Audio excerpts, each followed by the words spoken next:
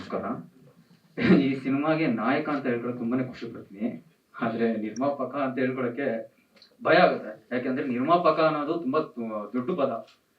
ಈಗ ನಾವ್ ಸಿನಿಮಾ ಮಾಡ್ಬೇಕು ಅನ್ನೋ ಒಂದು ಬಜೆಟ್ ಇಟ್ಕೊಂಡು ಆ ಬಜೆಟ್ ಕತೆ ಮಾಡಿದೀವಿ ಸರ್. ಆದ್ರೆ ನಿರ್ಮಾಪಕ ಅನ್ನೋ ಪದ ಕತೆಗೆ ಏನ್ ಬೇಕು ಅದಕ್ಕೆ ಒದಗಿಸುವಂಥದ್ದು. ಆ ಸ್ಥಾನಕ್ಕೆ ನಾನು ಬರ್ಬೇಕು ಅಂದ್ರೆ ಇನ್ನು ತುಂಬಾ ಟೈಮ್ ಬೇಕು. ಇಂಡಸ್ಟ್ರಿಗೆ ನಮ್ ಕಡೆಯಿಂದ ಏನೋ ಕೊಡುಗೆ ಕೊಡ್ಬೇಕು ಸರ್. ಸೊ ಈ ಸಿನಿಮಾದಲ್ಲಿ ನಾನು ನಾಯಕ ಅಂತ ಹೇಳ್ಕೊಳಕ್ಕೆ ತುಂಬಾ ಇಷ್ಟಪಡ್ತೀನಿ.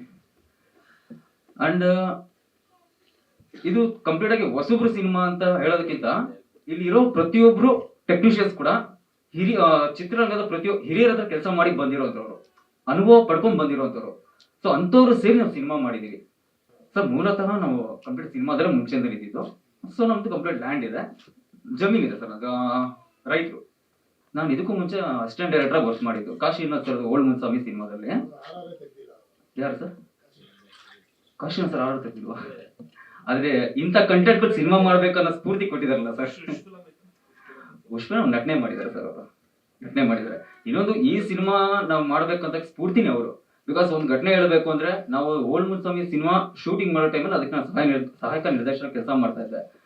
ಅಲ್ಲಿ ನಾವು ಮೂಡಿಗೆರೆಯಲ್ಲಿ ಆಲ್ಮೋಸ್ಟ್ ಅವ್ರ ಜೊತೆ ಒಂದು 20 to 25 ಡೇಸ್ ಕಾಲ ಕಳೆದಿದ್ದೀನಿ. ಅವ್ರ ಹತ್ರ ಕಲ್ತ್ಕೊಂಡು ತುಂಬಾ ಇದೆ ಸರ್. ನಾನು ಡೈರೆಕ್ಟ್ ಕೇಳಿದೆ, ಸರ್ ನಿಮ್ ಕಾಲದಲ್ಲಿ ಅಷ್ಟು ಜನ ಕಲಾವಿದ್ರು, ಅಷ್ಟು ಜನ ಹೀರೋಗಳಿದ್ರು, ಅದೇ ಸರ್ ನೀವು ಗೆದ್ದುಬಿಟ್ರಿ ಅಂತ ನಾನು ಡೈರೆಕ್ಟ್ ಆಗಿ ಕೇಳಿದ್ದೆ. ಅವ್ರು ಹೇಳಿದ್ರು, ನಾನು ಕತೆ ನಂಬಿ ಜನಗಳ ಕಂಟೆಂಟ್ ನ ಪ್ರೆಸೆಂಟ್ ಮಾಡಿದೆ, ಜನ ಗೆಲ್ಲಿಸಿದ್ರು. ಸೊ ಅದೇ ಸಮಯಕ್ಕೆ ಆಯ್ತು. ಈಗ ಆಕ್ಚುಲಿ ಕತೆ ನಾವು ಡಿಸ್ಕಸ್ ಮಾಡಿ ಸುಮಾರು ಒಂದು 3 years ಮುಂಚೆನೆ ಡಿಸ್ಕಸ್ ಮಾಡಿದ್ವಿ. ಆಗ ಕಾಲ ಕೂಡ ಬಂದಿರಲಿಲ್ಲ. ಸೊ ಲಾಸ್ಟ್ ಇಯರ್ ಮಿಡ್ ಅಲ್ಲಿ ಮಾಡೋಣ, ಒಂದು ಧೈರ್ಯ ಮಾಡೋಣ ಈ ಸಿನಿಮಾನ. ಬಿಕಾಸ್ ಇಲ್ಲಿ ಬಿಸ್ನೆಸ್ ಪಾಯಿಂಟ್ ಆಫ್ ವ್ಯೂ ಇಂದ ನೋಡಿದ್ರೆ ನಾನು ಅದ್ಮೇಲೆ ಇದಿಲ್ಲ ನನಗೇನು. ಫಸ್ಟ್ ನಾವು ಟಾರ್ಗೆಟ್ ಮಾಡ್ತಿರೋದೇ ಥಿಯೇಟ್ರಿಕಲಿ ಆಡಿಯನ್ಸ್ ಬರಲಿ. ಬಿಕಾಸ್ ಇದು ಪ್ಯೂರ್ ಥಿಯೇಟ್ರಿಕಲಿ ನೋಡುವಂಥ ಸಿನಿಮಾ. ಒಂದು ವಿಜುವಲ್ ಟ್ರೀಟ್ಮೆಂಟ್ ಲೈವ್ ಅಲ್ಲಿ ನೋಡ್ತಾ ಇದೀವಿ ಅನ್ನೋದು ಒಂದು ಸಿಗುತ್ತೆ ಸರ್. ಅದೊಂದು ಅನುಭವ ಸಿಗುತ್ತೆ ಜನಕ್ಕೆ. ಹಾಗೆ ನಮ್ಮ ಸಿನಿಮಾದ ನಾಯಕಿಯಾಗಿ ನೀಶ್ಮಾ ಶೆಟ್ಟಿ ಅವರು ಆಕ್ಟ್ ಮಾಡಿದ್ದಾರೆ. ಸೊ ಕಾರಣಾಂತರಗಳಿಂದ ಅವ್ರಿಗೆ ಹುಷಾರಿಲ್ಲ. ಸೊ ಅವರು ಬರಕ್ಕಾಗಲಿಲ್ಲ. ಅವ್ರು ಕೂಡ ಒಂದು ಉತ್ತಮ ಕಲಾವಿದೆ. She's from the theatrical back ground. ಅವ್ರ ಈ ಕ್ಷಣದಲ್ಲಿ ನಾನು ನಿಂತ್ಕೊಳ್ಬೇಕು ಸರ್. ಮಾಡೋಣ ಅಂತ ಬಂದಿದೆ. ಅಂಡ್ ಪೋಸ್ಟ್ ಪ್ರೊಡಕ್ಷನ್ ವರ್ಕ್ ಏನಿದೆ ಅದು ಕಂಪ್ಲೀಟ್ ಆಗಿ ಅದಾದ್ಮೇಲೆ ಇನ್ವಾಲ್ವ್ ಆಗಿ ನಾನು ಡೈರೆಕ್ಟ್ ಮಾಡ್ಕೊಂಡಿದ್ದೀನಿ.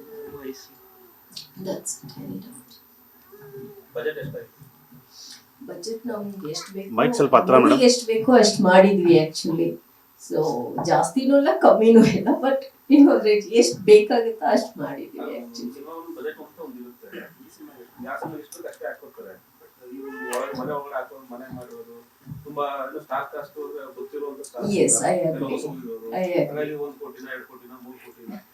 ನಂಬರ್ಸ್ ನಾಟ್ ಅ ಮ್ಯಾಟರ್ ಇಲ್ವಾ, ಬಟ್ ನಾವೇನ್ ಕಂಟೆಂಟ್ ಮಾಡ್ತದೆ ಅದಕ್ಕೆ ಎಷ್ಟು ಮುಖ್ಯ ಇದೆಯೋ, ಅದು ಏನ್ ಬಜೆಟ್ ಬೇಕು, ಯಾವ ಸೀನ್ ಯಾವ ಬಜೆಟ್ ಬೇಕೋ, ಅದು ಎಷ್ಟು ಜನ ಹಾಕ್ಬೇಕು ಅಷ್ಟು ಹಾಕಿ ನಾವು ಮಾಡಿದ್ವಿ.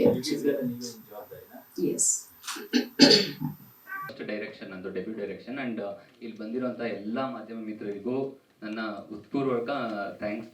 ಅಂಡ್ ನಮ್ಮ ಫ್ಯಾಮಿಲಿ, ಎಲ್ಲರ ಫ್ಯಾಮಿಲಿ ಆ್ಯಂಡ್ ಫ್ರೆಂಡ್ಸ್, ನಮ್ಮ ಟೀಮ್ ಎಲ್ಲರಿಗೂ ನಾನು ಥ್ಯಾಂಕ್ಸ್ ಹೇಳ್ತೀನಿ.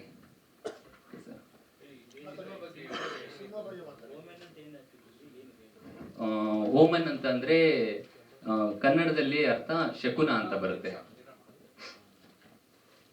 ನಾನು ಒಂದು ಈ ಭಯಾನಕವಾದ ಒಂದು ಸಿನಿಮಾನ ಇನ್ನೂ ಭಯಾನಕವಾಗಿ ನಾವು ತೋರಿಸ್ಬೇಕು ಅಂತ ಅಂದ್ಕೊಂಡಾಗ ನಾನು ಮಾಡಿದ್ದೆ ಓಮನ್.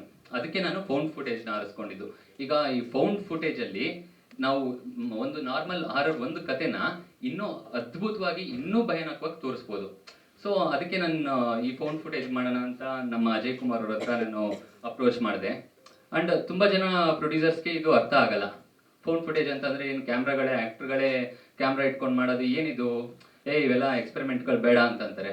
ಬಟ್ ನಮ್ಮ ಅಜಯ್ ಕುಮಾರ್ ಅವರು ತುಂಬ ಸಪೋರ್ಟ್ ಮಾಡಿದ್ರು, ಕೇಳ್ತಿದ್ದಂಗೆ ಖುಷಿ ಆದರು. ಮಾಡೋಣ ಬನ್ನಿ ಇದು ಅಂತಂದರು. ಆಮೇಲೆ ಇನ್ನೊಂದು ಇಲ್ಲಿ ಏನು ಅಂತಂದರೆ ಇವರೇ ಕ್ಯಾಮ್ರಾನ ಇಟ್ಕೊಂಡು ಆ್ಯಕ್ಟ್ ಮಾಡೋದು.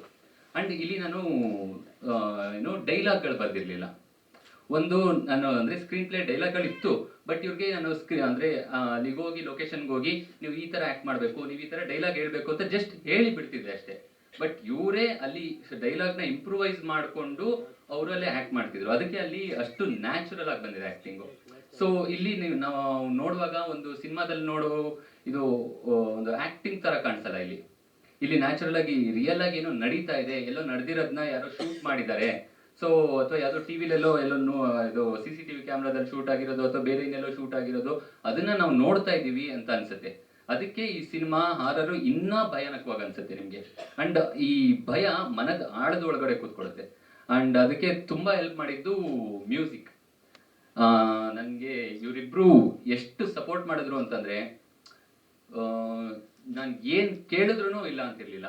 ಅಂಡ್ ಎಷ್ಟು ಸತಿ ಚೇಂಜ್ ಮಾಡಿಸಿದ್ರು ಇದ್ ಬೇಡ ಸರ್ ಅಂತಂದ್ರೆ ಇವ್ರಂತೂ ಇನ್ನಸೆಂಟ್ ಆಗಿ ಹೌದಾ ಓಕೆ ಕೊಡೋಣ ಬಿಡಿ ಸರಿ ಆಯ್ತು ಡನ್. ಸೊ ತುಂಬಾ ಚೆನ್ನಾಗಿ ಮಾಡಿಕೊಟ್ರು. ಅಂಡ್ ನಮ್ಗೆ ತುಂಬಾ ಚೆನ್ನಾಗಿ ಸಪೋರ್ಟ್ ಮಾಡಿದ್ರು. ಅಂಡ್ ಪ್ರತಿ ಒಂದು ಭಯವನ್ನ ನೀವು ಅಲ್ಲಿ ಏನಾದ್ರು ನೋಡಿ ನಿಮ್ಗೆ ಆ ಓಮನ್ ಅಷ್ಟು ಚೆನ್ನಾಗಿ ಬಂದಿದೆ ಅಂತ ನಿಮ್ಗೆ ಏನಾದ್ರು ಅಂತ ಅನ್ಸಿದ್ರೆ ಅದಕ್ಕೆ ಮ್ಯೂಸಿಕ್ ಒಂದು ತುಂಬಾ ಮುಖ್ಯವಾದ ಕಾರಣ ಅಂತ ಹೇಳಿದ್ರೆ ತಪ್ಪಾಗಲ್ಲ ಅದು. ಅಂಡ್ ನಮ್ಮ ಮಿರ್ನಳ್ಳಿ ಮೇಡಮ್ ಅವರಂತೂ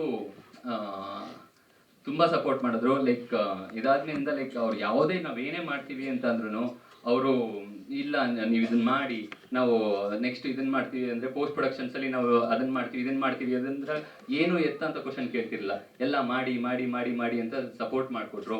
ಅವ್ರಿಗೂ ತುಂಬಾ ಥ್ಯಾಂಕ್ಸ್. ಅಂಡ್ ಎಲ್ಲ ಕಲಾವಿದರು ಅಷ್ಟೇ. ಅಂಡ್ ನಾನು ಹೇಳ್ದಂಗೆ ಇಲ್ಲಿ ಕಲಾವಿದರು ಆಕ್ಟಿಂಗ್ ಮಾಡ್ತಿರ್ಲಿಲ್ಲ, ನ್ಯಾಚುರಲ್ ಆಕ್ಟಿಂಗ್ ಮಾಡ್ತಿದ್ರು. ಸೊ ಎಲ್ಲ ಕಲಾವಿದ್ರಿಗೂ ನನ್ನ ಥ್ಯಾಂಕ್ಸ್ ಹೇಳ್ತೀನಿ. ಕಲಾವಿದ್ರು ಮನೆ ಒಳಗಡೆ ಕಲಾವಿದ್ರು ಹೋಗ್ಬೇಕಾದ್ರೆ ಮನೆ ಒಳಗಡೆ ಹೋಗಿರೋರು ಇಬ್ರು ಅಲ್ಲಿ ಆ ಮನೆ ಒಳಗಡೆ ಇಬ್ರು ಹೋಗಿದ್ದಾರೆ. ಅದ್ರ ಸುತ್ತಮುತ್ತ ನಡೆಯುವಂತ ಘಟನೆಗಳಲ್ಲಿ ಇನ್ನೊಂದಷ್ಟು ಜನ ಕಲಾವಿದರು ಆಕ್ಟ್ ಮಾಡಿದ್ದಾರೆ. ಕ್ಯಾಮ್ರಾ ಒಂದೇ ಕ್ಯಾಮ್ರಾ ಅಂದ್ರೆ ಅಂದ್ರೆ ನೀವು ಇದ್ರಲ್ಲಿ ನೋಡುವಾಗ ಒಂದೇ ಕ್ಯಾಮ್ರಾ ತರ ಕಾಣಿಸುತ್ತೆ ಅಲ್ಲಿ. ಆತರ ಅಂದ್ರೆ ಬೇರೆ ಬೇರೆ ನಾವು 3 ಕ್ಯಾಮ್ರಾಗಳು ಯೂಸ್ ಮಾಡಿದ್ವಿ. FX3 ಮತ್ತೆ ಯೂಸ್ ಮಾಡಿದ್ವಿ, SN3 ಯೂಸ್ ಮಾಡಿದ್ವಿ, ಮತ್ತೆ ಬೇರೆ ಕ್ಯಾಮ್ರಾಗಳೆಲ್ಲ ಯೂಸ್ ಮಾಡಿದ್ವಿ. ಬಟ್ ನೀವು ಸಿನಿಮಾ ನೋಡುವಾಗ ಅವರು ಒಂದೇ ಕ್ಯಾಮ್ರಾ ತಗೊಂಡೋಗಿದ್ದಾರೆ ಅಂತ ಅನ್ಸುತ್ತೆ. ಸೊ ಒಂದೇ ಕ್ಯಾಮ್ರಾದಲ್ಲೇ ಇಡೀ ಇದು ಎಲ್ಲ ಜರ್ನಿ ರೆಕಾರ್ಡ್ ಆಗಿದೆ ಅಂತ ಅನ್ಸುತ್ತೆ ನಿಮ್ಗೆ ಸಿನಿಮಾ ನೋಡಿದಾಗ. 38 ದಿನ ಶೂಟ್ ಆಯ್ತು ಸರ್ ಇದು ಆನೇಕಲ್ಲಲ್ಲಿ. ಬಂಗ್ಲೆ ಇಲ್ಲ, ಅಲ್ಲಿ ನಾವೇ ಒಂದು ಹಳೆಯ ಮನೆ ಇತ್ತು, ಅಂದ್ರೆ ಕಟ್ಟಿ ಅದನ್ನ ಮುಗಿಸಿರ್ಲಿಲ್ಲ, ಅದು ತುಂಬಾ ಹಳೇದಾಗಿತ್ತು. ಅಲ್ಲಿ ನಾವು ಮಿಕ್ಕಿದ್ದೆಲ್ಲ ನಾವು ಸೆಟ್ ಹಾಕೊಂಡ್ವಿ ಅಲ್ಲಿ ಒಳಗಡೆ ನಮ್ಗೆ ಹೇಗ್ ಬೇಕೋ ಇದು ತುಂಬಾ ಪಾಳ್ಬಿದ್ದೋಗಿರೋ ತರ ಅಥವಾ ನಮ್ಗೆ ಅಲ್ಲಿ ಯಾವ ತರ ರೀತಿ ಬೇಕೋ ಅದನ್ನ ನಾವು ಸೆಟ್ ಹಾಕೊಂಡ್ವಿ ಅಲ್ಲಿ. ಸರ್ ಅದು ಇಲ್ಲ, ಅದು ಅಂದ್ರೆ ನಿಮ್ಗೆ ಇಲ್ಲಿ ಟ್ರೈಲರ್ ಅಲ್ಲಿ ಸಡನ್ ಒಂದೊಂದೇ ಶಾರ್ಟ್ ಹಾಕಿದಾಗ ನಿಮ್ಗೆ ಹಾಗೆ ಅನ್ಸುತ್ತೆ ಅದು. ಬಟ್ ನೀವು ಸಿನಿಮಾ ನೋಡಿದಾಗ ಅದು ಪೂರ್ತಿಯಾಗಿ ನೀವು ನೋಡಿದಾಗ ಅದು ಚೆನ್ನಾಗಿ ಕಾಣಿಸುತ್ತೆ ಅದು ಅಲ್ಲಿ. ಸೊ ಇಲ್ಲಿ ಒಂದೊಂದೇ ತುಂಬಾ ಫಾಸ್ಟ್ ಆಗಿ ನಾವು ಇದು ಕಟ್ ಮಾಡಿದ್ವಿ, ಎಡಿಟ್ ಮಾಡಿದೀವಲ್ಲ, ಸೊ ಅದಕ್ಕೋಸ್ಕರ. ಸರ್ ಅದು ಅಂದ್ರೆ ತುಂಬಾ ಫಿಲಮ್ಗಳು ಬಂದಿದೆ, ಇಲ್ಲ ಅಂತಲ್ಲ. ಅಂದ್ರೆ ಇದು ಎರಡನೇದು ಅಂತಂದ್ರೆ ಈಗ ವರ್ಲ್ಡ್ ವೈಡ್ ಬೇರೆ ಬೇರೆ ಸಿನಿಮಾಗಳು ಬಂದಿದೆ. ನಾನು ಆ ರೀತಿ ಹೇಳ್ತಾ ಇಲ್ಲ, ಅಂದ್ರೆ ನಮ್ಮ ಕತೆಗೆ ಈ ಸ್ಟೈಲಲ್ಲಿ ಮಾಡಿದ್ರೆ ತುಂಬಾ ಚೆನ್ನಾಗಿರುತ್ತೆ ಅಂತ ಅನಿಸ್ತು ನಮ್ಗೆ. ಸೊ ಈ ಸ್ಟೈಲಲ್ಲಿ ನಾವು ಇದನ್ನ ನಮ್ದು ಮೊದಲನೇದು ಅಂತ ಹೇಳ್ತಾ ಇಲ್ಲ.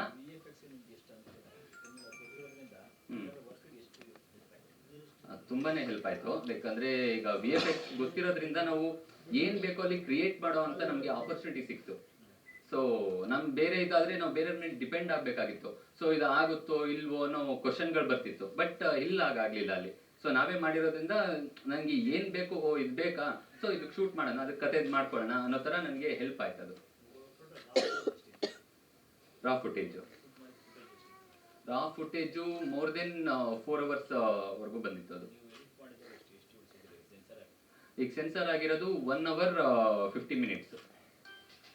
ಮೇಡಮ್, ಅಂದ್ರೆ ಈಗ ನೀವು 6 - 5 = 2 ಎಲ್ಲ ನೋಡಿದಾಗ ನೀವು ಒಂದು ಹಾರರ್, ಒಂದು ದೆವ್ವ ಇದಕ್ಕೆ ಅಲ್ಲಿ ಅಂದ್ರೆ ಅಲ್ಲಿ ಹೋಗ್ತಾರೆ, ಅಲ್ಲಿ ದೆವ್ವ ಇದೆ ಇದಿದೆ, ಸೊ ಅದನ್ನ ನೀವು ನೋಡ್ಬೋದು. ಬಟ್ ಇಲ್ಲಿ ಕಥೆನೇ ಬೇರೆ ರೀತಿ ಇದೆ. ಇದನ್ನ ನಾನು ಕಂಪ್ಲೀಟ್ ಆಗಿ ನಾನು ಇಲ್ಲಿ ಎಕ್ಸ್ಪ್ಲೇನ್ ಮಾಡಕ್ ಕಷ್ಟ, ಬಟ್ ಒಂದ್ ರೀತಿಯಲ್ಲಿ ಹೇಳ್ತೀನಿ ನಿಮ್ಗೆ. ಲೈಕ್ ಇಲ್ಲಿ ಇಬ್ರು ಹೋಗ್ತಾರೆ, ಒಬ್ರು ಒಂದು ವ್ಯೂಸ್ಗೋಸ್ಕರ ಏನ್ ಬೇಕಾದ್ರೂ ಮಾಡುವಂತ ಒಬ್ಬ ಯೂಟ್ಯೂಬರ್, ಮತ್ತೆ ಆಮೇಲೆ ಒಂದು ಪ್ಯಾರನಾರ್ಮಲ್ ಆಕ್ಟಿವಿಟಿನ ಕಂಪ್ಲೀಟ್ ಆಗಿ ತಿಳ್ಕೊಂಡಿರುವಂತ ಪ್ಯಾರನಾರ್ಮಲ್ ರಿಸರ್ಚರ್ ಒಬ್ರು. ಸೊ ಇವರಿಬ್ರು ಒಂದು ಮನೆಗೆ ಹೋಗ್ತಾರೆ. ಇವರಿಬ್ರಿಗೂ ಒಂದು ಎಕ್ಸ್ಪೆಕ್ಟೇಷನ್ ಇಟ್ಟಿರುತ್ತೆ. ಲೈಕ್ ನಾನು ಇದನ್ನ ಅಂದ್ರೆ ಇವ್ರಿಗೆ ಅಲ್ಲಿ ದೆವ್ವ ಏನೂ ಇಲ್ಲ, ಅಲ್ಲೇನು ಇರಲ್ಲ ಅಂತ. ಇನ್ನೊಬ್ರಿಗೆ ದೆವ್ವಗಳಿದ್ರು ಏನೇ ಇದ್ರು ನಾನು ಮ್ಯಾನೇಜ್ ಮಾಡ್ತೀನಿ ಅಂತ. ಬಟ್ ಇವರಿಬ್ರು ಎಕ್ಸ್ಪೆಕ್ಟೇಷನ್ ಮೀರಿ ಇನ್ನೊಂದೇನೋ ಅಲ್ಲಿ ಬರುತ್ತೆ. ಅದು ಕತೆ ಒಳಗಡೆ ನಿಮ್ಗೆ ಗೊತ್ತಾಗುತ್ತೆ. ಅದನ್ನ ಸಿನಿಮಾದಲ್ಲಿ ನೀವು ನೋಡ್ಬೇಕಾಗತ್ತೆ. ಅದು ದೆವ್ವ ಇದೆ ಅಂತಾನೆ ಹೋಗ್ತಾರೆ. ದೆವ್ವ ಇದ್ದೇ ಇಲ್ಲ ಅಂತ ಗೊತ್ತಿಲ್ಲ. ಸೊ ಅಲ್ಲಿ ದೆವ್ವ ಇದ್ರೆ ಅದನ್ನ ಕ್ಲಿಯರ್ ಮಾಡಿ ಅಥವಾ ಅಲ್ಲಿ ಇಲ್ಲದೆ ಇರೋ ತರ ಮಾಡಿ ಬರೋದಕ್ಕೋಸ್ಕರ ಇವ್ರು ಪ್ಯಾರಾನಾರ್ಮಲ್ ಆಕ್ಟಿವಿಟಿ ರಿಸರ್ಚರ್ ಅವ್ರು ಹೋಗ್ತಾರೆ. ಇವರು ಒಬ್ರು ಯೂಟ್ಯೂಬರು ಅದನ್ನ ಡಾಕ್ಯುಮೆಂಟೇಶನ್ ಮಾಡಕ್ಕೆ ಅಂತ ಹೋಗ್ತಾರೆ. ಸೊ ಇವ್ರಿಗೆ ದೆವ್ವ ಭೂತ ಎಲ್ಲ ನಂಬಿಕೆ ಇರಲ್ಲ, ಅಲ್ಲೇನು ಇರಲ್ಲ ಅಂತ ಅನ್ಕೊಂಡು ಹೋಗ್ತಾರೆ. ಬಟ್ ಅಲ್ಲಿ ಹೋದಾಗ ಅಲ್ಲಿ ಬೇರೆ ಏನೋ ಬರುತ್ತೆ. ಅಲ್ಲಿ ಈ ಸಬ್ಜೆಕ್ಟೇ ತಗೊಬೇಕು ಅಂತಲ್ಲ, ಲೈಕ್ ರೀಸೆಂಟ್ ಆಗಿ ನಾನು ನೋಡಿದಂತ ಹಾರರ್ ಮೂವಿಗಳಲ್ಲಿ ನಾನು ತಗೊಳ್ಳೋ ಟೈಮಲ್ಲಿ ಹಾರರ್ ಮೂವಿಗಳು ತುಂಬಾ ದಿನ ಆಗಿತ್ತು ಒಳ್ಳೆ ಹಾರರ್ ಮೂವಿ ಬಂದು. ಸೊ ಒಂದು ಒಳ್ಳೆ ಹಾರರ್ ಮೂವಿಯನ್ನ ಕೊಟ್ಟಾಗ ನಮ್ಗೆ ತುಂಬಾ ಜನ ಇಷ್ಟಪಡ್ತಾರೆ ಅಂತ ನಮ್ಗೆ ಅನ್ನಿಸ್ತು. ಸೊ ಅದೇ ಟೈಮಲ್ಲಿ ನಾನು ಇದನ್ನ ಮೊದಲೇ ರೆಡಿ ಮಾಡ್ಕೊಂಡಿದ್ದೆ, ಇದನ್ನ ಈ ತರ ಕಾನ್ಸೆಪ್ಟು. ಅದನ್ನ ಇವ್ರ ಹತ್ರ ನಾನು ಹಿಂಗೆ ಡಿಸ್ಕಸ್ ಮಾಡಿ ಹೇಳಿದಾಗ ಅವ್ರು ತುಂಬಾ ಇಷ್ಟಪಟ್ಟು ಇದನ್ನೇ ಮಾಡೋಣ ಅಂತ ಅಂದ್ರು. ಸೊ ಅಲ್ಲಿಂದ ಇತ್ತು ತಗೊಂಡಿದ್ದೆ.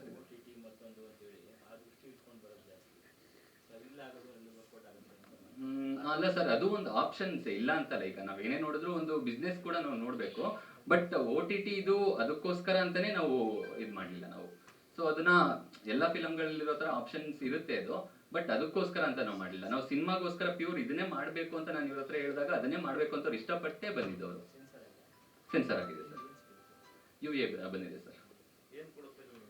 ಸರ್ ನಾನು ಹೇಳಿಲ್ವಾ, ಇದು ಒಂದು ಫೋನ್ ಫುಟೇಜ್ ಸಿನಿಮಾ. ಇದು ಫೋನ್ ಫುಟೇಜ್ ಅಲ್ಲಿ ನೀವು ನಾರ್ಮಲ್ ಆಗಿ ಒಂದು ಹಾರರ್ ಮೂವಿ ನೋಡಿದಾಗ ಲೈಕ್ ಹೆಂಗ್ ಅನ್ಸುತ್ತೆ ಅಂದ್ರೆ ಜನಕ್ಕೆ ಅಲ್ಲಿ ದೆವ್ವನು ತೋರಿಸ್ತಾರೆ, ಇವರು ತೋರಿಸ್ತಾರೆ, ಅಲ್ಲಿ ಬೇರೆ ರೀತಿ ಇರುತ್ತೆ. ಬಟ್ ಇಲ್ಲಿ ಏನಾಗುತ್ತೆ ಅಂತಂದ್ರೆ ಇಲ್ಲಿ ಆಕ್ಟರ್ಗಳು ಏನ್ ನೋಡ್ತಿರ್ತಾರೆ, ಸೊ ಜನಕ್ಕೂ ಅದೇ ಕಾಣಿಸ್ತಿರುತ್ತೆ. ಸೊ ಆಕ್ಟರ್ಗಳ ಹಿಂದೆ ಏನಿದೆ, ನಮ್ಮ ಹಿಂದೆ ಏನಿದೆ, ಆ ಕತ್ಲೆಯಲ್ಲಿ ಏನ್ ಆಕೃತಿ ಇದೆ, ಸೊ ಅಲ್ಲಿ ಬರ್ತಾ ಇರುವಂತ ಸೌಂಡ್ ಯಾವ್ದು ಅಂತ ಆಕ್ಟರ್ಗಳಿಗೆ ಏನ್ ಭಯ ಆಗ್ತಿರುತ್ತೋ, ಏನ್ ಭಯ ಅನುಭವಿಸ್ತಿರ್ತಾರೋ ಅದನ್ನ ಜನಗಳು ರಿಯಲ್ ಆಗಿ ಅನುಭವಿಸ್ತಿರ್ತಾರೆ ಅದನ್ನ. ಸೊ ಆ ಫೌಂಡ್ ಫುಟೇಜ್ ಇರೋದ್ರಿಂದ ಇದಕ್ಕೆ ನಿಜವಾಗ್ಲೂ ತುಂಬಾ ಇದು ಅಂದ್ರೆ ಒಂದು ಹಾರರ್ ಮೂವಿಗಿಂತ ಇನ್ನ ಹೆಚ್ಚು ಭಯಾನಕವಾಗಿರುತ್ತೆ ಇದು. ಅದನ್ನ ನಾನು ಇಲ್ಲಿ ಹೇಳ್ತೀನಿ, ಗ್ಯಾರಂಟಿ ಹೇಳ್ತೀನಿ ಇಲ್ಲಿ. ಸೊ ನೀವು ಮಾಡೋಣ ಅಂತ ಬಂದಿದೆ. ಆ್ಯಂಡ್ ಪೋಸ್ಟ್ ಪ್ರೊಡಕ್ಷನ್ ವರ್ಕ್ ಏನಿದೆ ಅದು ಕಂಪ್ಲೀಟ್ ಆಗಿ ಅದಾದ್ಮೇಲೆ ಇನ್ವಾಲ್ವ್ ಆಗಿ ನಾನು ಟೇಕ್ ಮಾಡ್ಕೊಂಡಿದ್ದೀನಿ.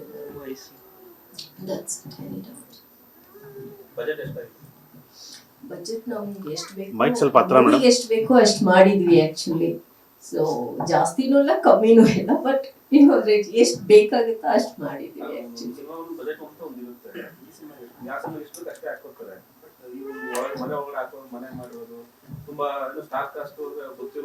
Yes, I agree.